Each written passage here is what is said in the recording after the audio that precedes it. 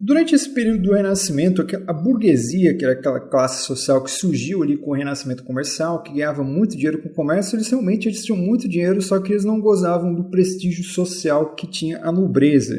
Então a nobreza, apesar de não ter tanta riqueza acumulada quanto os grandes burgueses, como por exemplo a família Médici, que atuou bastante ali, principalmente na região da Itália, financiou grandes pintores, grandes artistas, eles acabaram fazendo o quê? Como eles queriam se distanciar, porque um cara quando tem muito dinheiro, ele não quer compartilhar o mesmo ambiente daquelas pessoas que não possuem nada. Então esse era o problema que a burguesia encontrou naquele momento. Então eles não tinham o status social da nobreza, porém eles não queriam ser colocados na mesma categoria que as classes mais baixas. Então, para se destacar naquela sociedade, a burguesia ela resolveu investir muito em arte. Então, eles pegavam grandes artistas, como por exemplo, já foi citado aqui Michelangelo, Leonardo da Vinci, e o que? Colocavam dinheiro nessas pessoas para essas pessoas produzirem obras de artes, e essa obra de arte é uma maneira de se destacar dentro da sociedade. Naquela época não existia um carro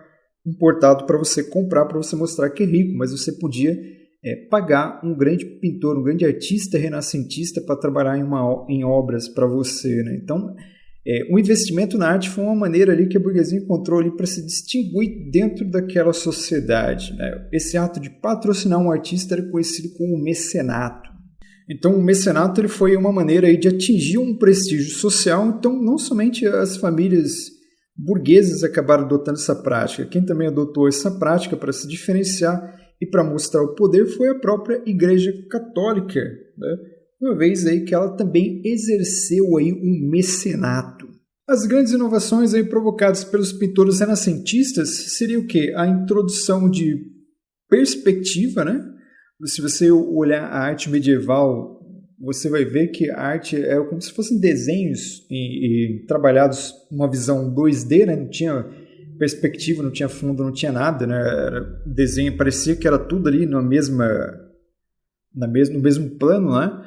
Os renascentistas, eles tentaram aprimorar essa arte, então eles começaram a criar técnica de produzir sombreamento, criaram técnicas de produção de perspectiva para dar uma ideia de fundo, e também eles voltaram também principalmente a cultuar o corpo humano, né? Uma coisa que era muito comum na Grécia e depois foi comum em Roma, e que os renascentistas resgataram essa ideia de cultuar a figura humana. Então você vai ter uma produção em massa, né, de esculturas, aí, principalmente valorizando aí a beleza, né, a perfeição do corpo humano. Que bonito, né, cara?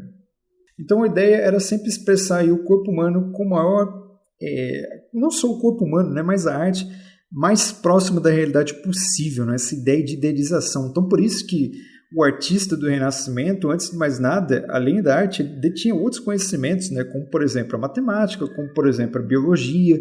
O próprio Michelangelo também ele era favorável, né, a fazer autópsias para olhar como que funcionava o músculo das pessoas. Então aí todo esse conhecimento científico que existia por trás de um artista do Renascimento era necessário para que ele produzisse sua obra de arte o mais próximo do ideal, né? Uma idealização do trabalho. Isso é uma coisa que você simplesmente não conseguia ver nas pinturas, nas obras de artes medievais. No século XIV e XV também foi importante, aí, pois foi nele onde teve início aí as grandes reformas religiosas, né? Por quê? Porque durante a Idade Média, o início da Idade Moderna, ali, era muito comum a Igreja Católica ali vender perdão para ganhar dinheiro, até porque ela sabia que a sociedade estava mudando ali, a maneira de riqueza mudou. Antes era a terra, agora está passando a ser o dinheiro. Então a Igreja Católica, para se adaptar a esses novos tempos, ela passou a vender perdão, ela passou a vender objetos religiosos, né, que seriam as famosas relíquias, né? E a venda de perdão aí era chamado de indulgência, né? Na verdade, indulgência é o perdão. O problema não é perdão, não é perdoar. O problema é quando você vende esse perdão, né? Então a Igreja Católica tinha até lá a tabela feita. Nesse período foram instituídos aí os 7 pecados capitais, que você tem lá gula, luxúria, preguiça, por aí vai, que são pecados que foram estabelecidos aí, que são pecados banais, pecados que você comete no dia a dia, e a ideia era essa mesmo, era a pessoa se sentir culpada a ponto de ir até uma igreja, ir até a barraquinha de um padre e poder ir comprar aí um perdão, comprar uma indulgência. Então era uma maneira da Igreja Católica aí conquistar aí riquezas nesse período. Em 1517, não aguentando mais toda aquela venda de indulgências, todas aquelas irregularidades praticadas pela Igreja Católica que mais afastavam do cristianismo do que aproximavam, né? Martinho Lutero fez o quê? Ele passou a lutar contra esses dogmas da Igreja Católica, que na visão dele estavam todos errados, e alguns realmente estavam errados. Ele passou a pregar contra, né, esse período. Então, ele passou a ser o primeiro protestante. Então, a ideia dele era protestar. Ele não tinha na cabeça dele a ideia de fundar uma igreja logo de cara. Essa ideia ela foi sendo trabalhada no decorrer do tempo. Tanto é que a ideia se chama reforma. Quando você quer reformar alguma coisa, é porque você evidentemente quer aprimorar. Então a primeira ideia do Martinho Lutero era melhorar o que era feito dentro da Igreja Católica, e para isso ele escreveu aí as 95 teses, que segundo ele são 95 críticas direcionadas a coisas que a Igreja Católica praticava que estavam erradas. Então, obviamente, a Igreja Católica ela teve acesso a esse documento, só que ela simplesmente não se importou. E aí, percebendo que a Igreja Católica não queria essa reforma, o Lutero, ele, partindo do princípio que ele tinha um apoio dos nobres alemães, né? Porque lembra que naquela época os reis alemães, na verdade não existia uma Alemanha, né? A Alemanha era fragmentada em várias cidades, ali, vários impérios. Então essa nobreza alemã, percebendo que existia uma oportunidade de se livrar do poder da Igreja Católica, porque a Igreja Católica ela se intrometia muito nos governos locais, né? Então, vendo diante dessa possibilidade de se livrar da Igreja Católica e de continuar cristão, os nobres alemães aí apoiaram Lutero, e com esse apoio ele acabou aí criando aí uma igreja protestante, uma igreja luterana aí, que acabou se colocando aí contra, né, a Igreja Católica. Então Lutero ele acabou, numa época em que se queimavam pessoas, ele não foi queimado porque ele conseguiu aí esse apoio da nobreza alemã, porque senão muito provavelmente ele teria sido pego pelo Tribunal do Santo Ofício, né, pela Inquisição. Uma das coisas que o Lutero propôs, né, além desse rompimento com a Igreja Católica, ele traduziu a Bíblia para o idioma local, que no caso era alemão. Até então as missas eram rezadas em latim, o que tornava algo mais difícil ainda de se compreender. E ele acabou também com o que mais? Ele pôs fim ao que ele chamou de adoração de imagens, da idolatria. Então ele também colocou fim aí a esse culto aos santos. Então teve vários dogmas da Igreja Católica aí que ele acabou sendo questionando, que ele acabou aí limando, né? Tanto é que na Igreja Protestante nos dias de hoje você não tem essas práticas, né? Perfeito? E algumas coisas a Igreja Católica manteve, né? A Igreja Católica ela acabou com a venda de indulgências, que ela percebeu que era algo realmente errado, que desagradava a maior parte das pessoas, porém ela manteve aí o culto aos santos, manteve aí a sacristia e por aí vai, né? Porém, nem tudo alegria, né? Já que as igrejas protestantes acabaram pipocando, né? Porque, por exemplo, você teve um caso da Inglaterra, o Henrique VIII fundando a própria igreja, na França estava correndo o risco de passar para a mão dos protestantes. Então a Igreja Católica ela se viu numa sinuca de bico, onde ou ela se mexia ou ela perderia o seu status. A Igreja Católica ela se viu em risco, porque se todo mundo se torna protestante, não há necessidade de ter uma igreja católica. Então a Igreja Católica elaborou aí nesse período do Renascimento, que é conhecido como a Contra-Reforma, em que ela acabou com alguns dogmas, como por exemplo a venda de perdão, e reforçou outros, como por exemplo aí, a ideia de ter santos, a ideia de ter imagens e por aí vai. E a Igreja Católica nesse período também de Contra-Reforma, eles fizeram o quê?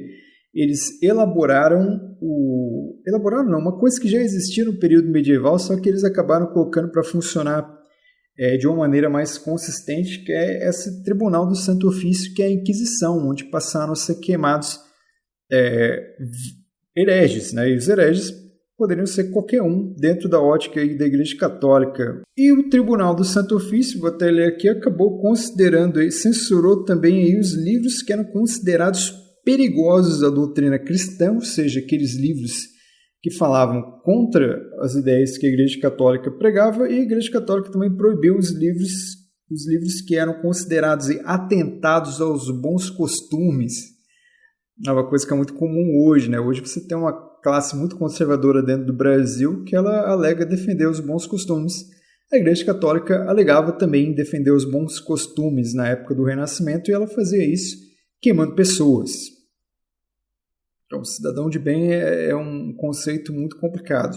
Então, a gente pode chegar à conclusão aí de que o Renascimento ele foi um período muito de uma libertinagem muito grande, né? Você tem a ciência quebrando o monopólio, você tem a arte aprimorando seus conceitos, você vai ter aí produção de conhecimento científico, então você vai ter uma série de quebras, de paradigmas.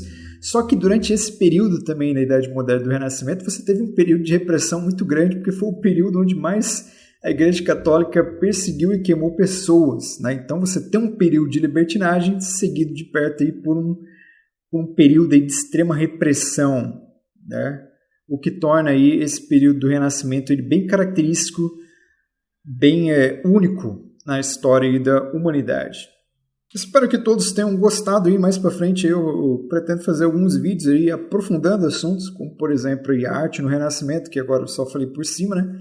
Falar de Michelangelo, de Leonardo da Vinci, né? Podemos abordar também um vídeo aí para falar mais aprofundadamente da Igreja Católica, mas eu espero que todos tenham acompanhado esse apanhado geral aí para entender mais ou menos o que foi esse conceito aí tão belo que é o conceito do Renascimento. Que lindo, né? E dá para a gente fazer aí uma comparação com os dias de hoje, né? Onde você tem aí, onde a sociedade ela evoluiu em muitos conceitos, só que ela é acompanhada também de uma repressão aí de uma classe que, na verdade, ela atua porque ela tem medo, né? Essa classe conservadora ela só atua na sociedade porque ela tem medo das grandes transformações. Certo? Espero que tenham gostado aí. Um abraço, um beijo, um queijo e até a próxima.